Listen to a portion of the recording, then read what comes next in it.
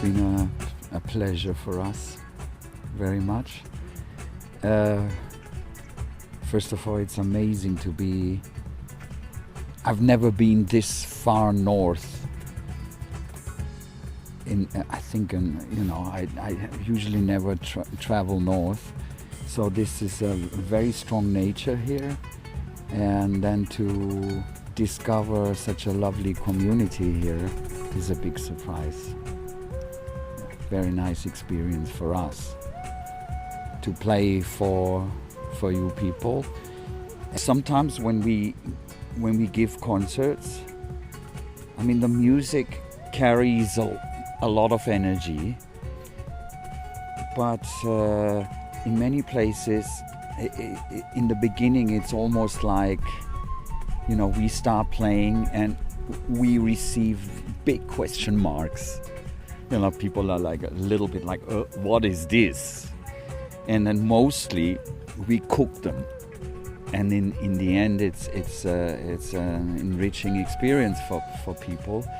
And I had a feeling from here, everybody was already ready immediately.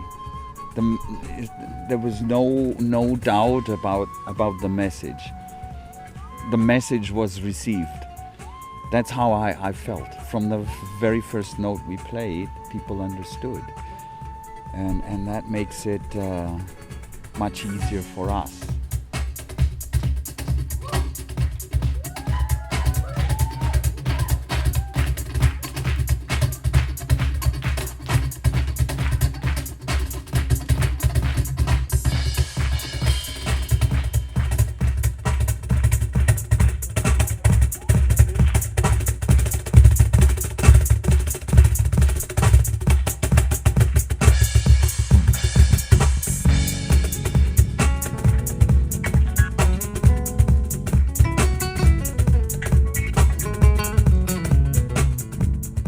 This is exactly what makes a good concert.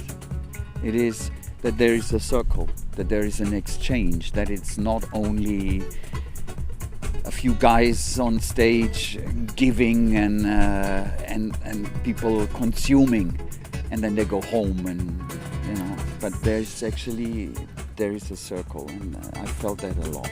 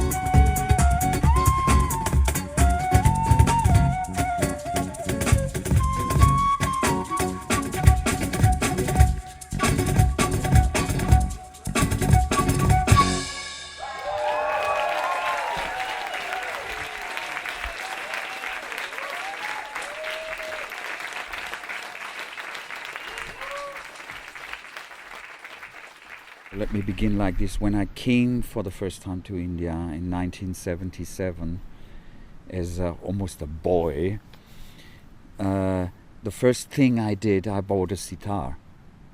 I was already a flute player, and I bought a sitar and started twanging about on the sitar. And in those days, it was sort of fashion. You go overland to India and you get yourself a sitar like George Harrison, and you just play it or like a guitar. And I soon realized that this is not like a guitar. This is something you either learn or drop. And I decided to learn it. And then, so somehow my musical story and my story with Osho went parallel, I would say, because I eventually, after traveling around in India, I had a strong feeling to go to meet Osho in his community in Pune. So I went there and I started being with Osho, and I also started learning the sitar seriously. And I had several teachers, but the main teacher was Ustad Usman Khan. He's a relatively well-known sitar player in India and a fantastic teacher. And he also came to the commune because he felt that people were very open to listen to Indian music. So I started learning Indian music with the sitar on a very profound level, somehow a really good teacher, the way it should be done, A, B, C. And I went on for like 3-4 years, and at the same time I played in the ashram, and so it was very international. So my musical background from the West and my learning of Indian music, it was like a natural process to integrate it at the same time. It just went very easily. He lives in Spain, he lives in Italy, I live in Italy, he lives in Italy, and we usually have between 30 to 39 degrees there. And we're just coming from there. And so actually we feel like dancing. Yeah. But the funny thing is, we are the ones supposed to sit here and play. Yeah, we feel like dancing and constantly doing like this, feeling warm. Yeah, but we're supposed to play, and you sit here. So I suggest, just so that we feel a little warmer, why don't you get up and dance?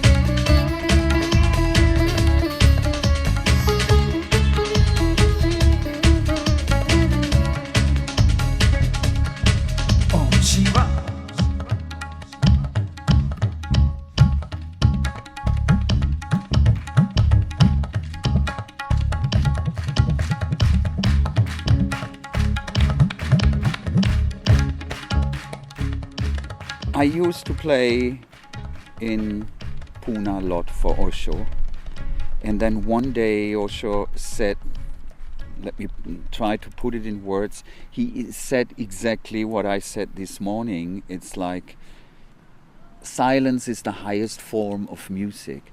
When I heard this for the first time, I was like, silence is the highest form of music? Silence is silence.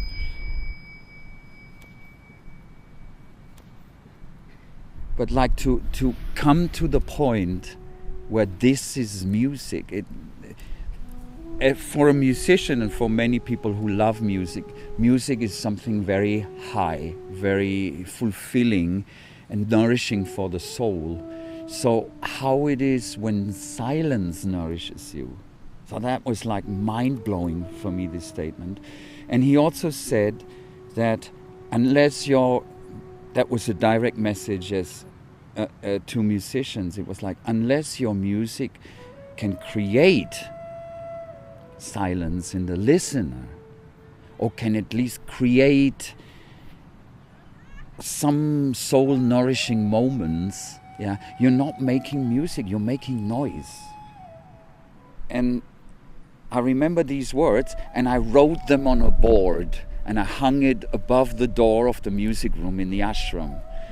And so it was always hanging there. In a way, to understand for a musician, it's not about me playing so great. Yeah, look everybody, I'm such a great musician or whatever. Yeah, it's not about that.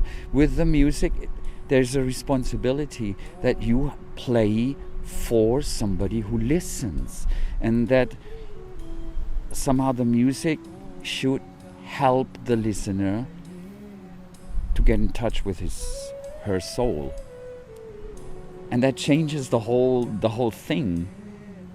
And of course, that responsibility, it's a playful responsibility, but it involves that as a musician you work on your playing, on your technique, all this, but you also work on yourself to be able to transmit a silence as well, or a space where the music points towards meditation and silence. Yeah.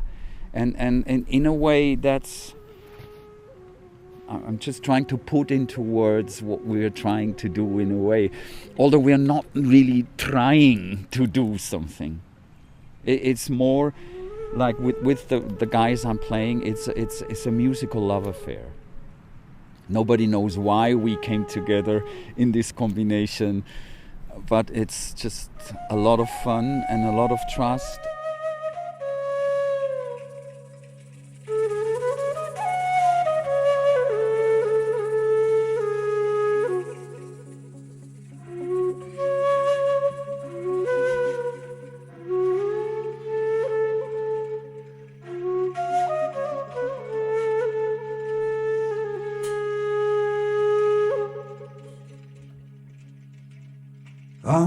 Mele mele,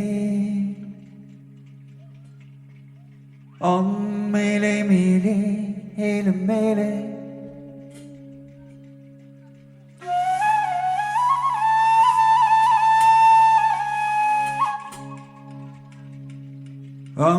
Mele mele, mele mele, hele mele. Ganga Mampavaya, Ganga Mampavaya, Pavaya Swaha, Ganga Mampavaya, Ganga Mampavaya, Pavaya Swaha, Om.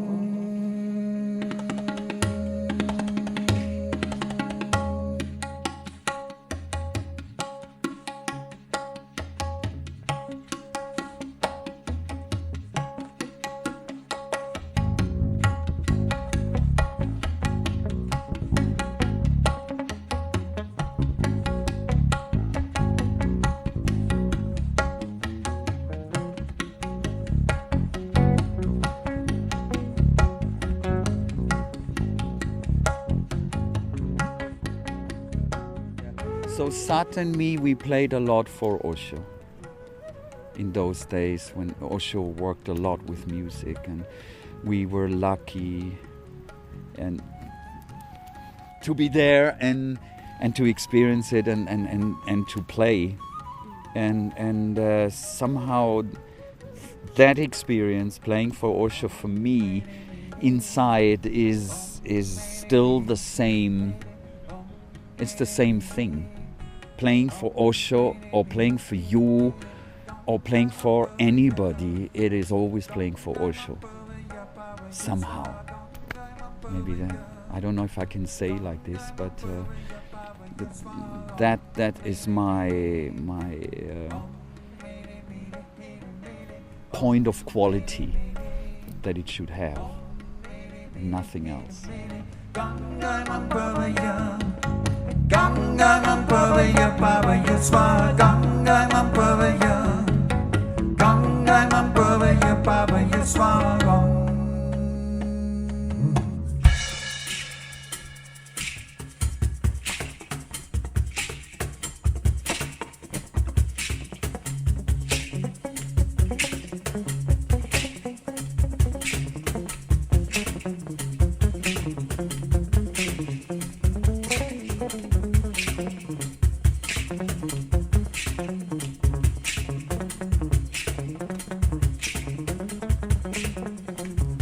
Osho, if he has influenced me, oh my God.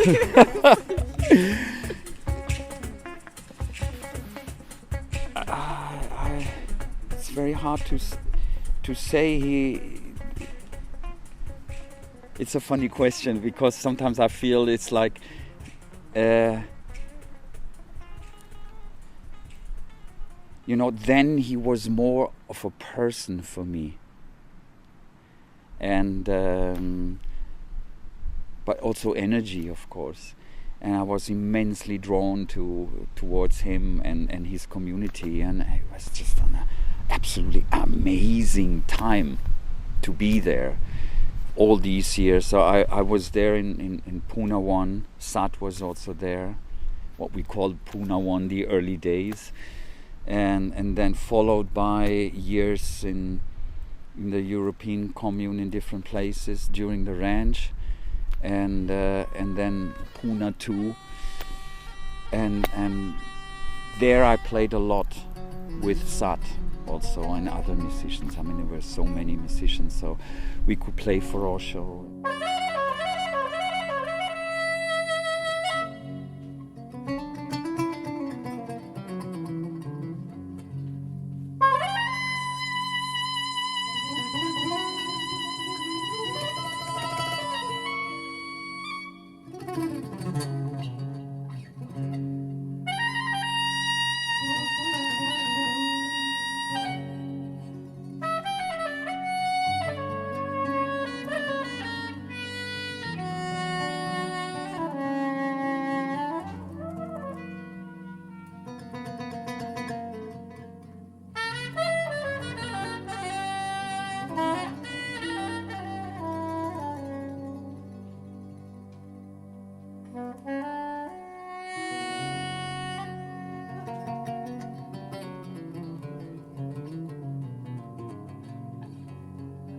To the Lord,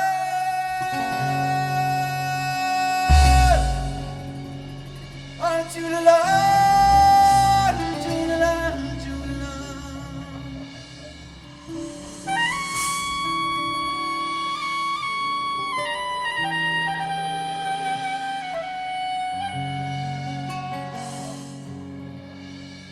Oh, Chico Chavano.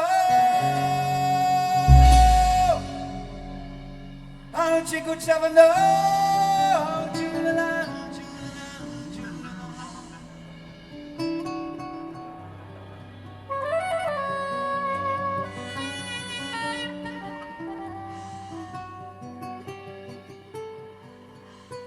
Otin chatina berapar, Otin chatina berapar.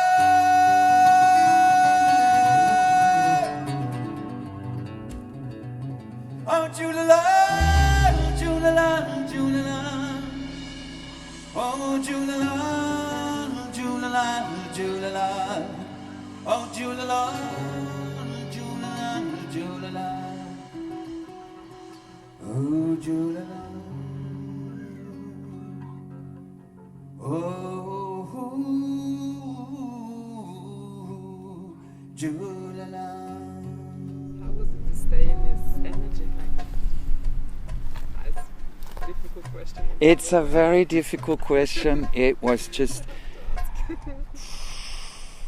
It's almost impossible to answer that question. Only, if I say amazing, fantastic, it is just not expressing what it is. It's a process that has not finished. Absolutely not finished. And it's like the master keeps working in whatever form, and it's not even anymore a guy with a beard and sparkly eyes. It's just a process that is started and continues. That's the only way I can say. Yeah, and I think maybe this way we also came here. And I feel that this process is happening here, very much. And my feeling is also that, before I said you people were immediately, there was no question mark. It was like we started playing, and it was very clear where you guys are going, or where you guys are, and it feels it's great to play for such a space. There's a certain maturity, and I'm enjoying that very much. I can feel the focus is on meditation and on nothing else. Because of the fact that it doesn't get dark, I don't know, I thought maybe we have played already too long and or too short or whatever, but don't worry, we play more. If in doubt, play more. Sorry, I have to tune again. This instrument needs a lot of tuning because the sitar is not like a guitar, always ready for the next song. You have to tune the instrument to the song. This is still from days when people had time. We are rediscovering time. Yes, so I'm teaching you now to have time. I have time, I don't need to hurry. I can tune in peace, and then we go for the next song. Thank you.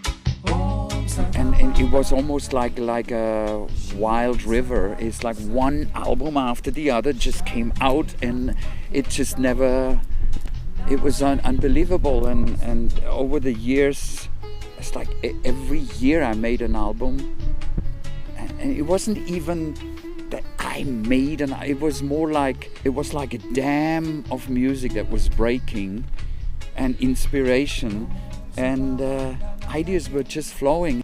And it was more about the art of catching it and recording it as precisely as possible as being received. So many albums came out, one after the other, and then this band started happening, and we started recording with the band, and actually all that happened after Osho has left his body, more or less. And yeah.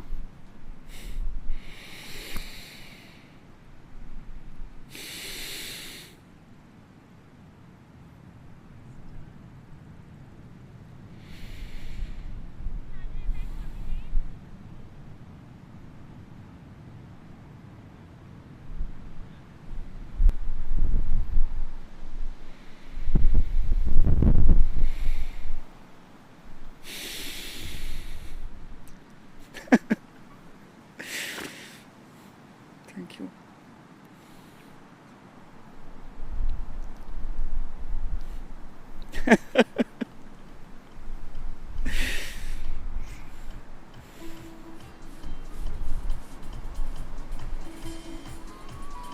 I'm talking a lot.